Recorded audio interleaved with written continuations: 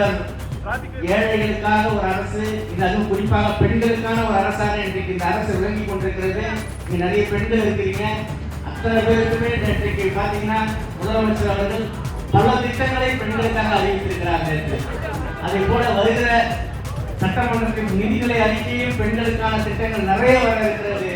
அவருக்கு என்றைக்கும் இந்த பகுதி மக்கள் உறுதுணையாக இருக்க வேண்டும் என்று சொல்லி வாய்ப்புக்கு நன்றி கூறி விழாவை சிறப்பாக ஏற்பாடு செய்திருக்கிற அத்தனை பேருக்குமே வந்திருக்கிற அத்தனை பேரும் கழகத்தோடு அத்தனை பேருக்கு நன்றி நன்றி நன்றி.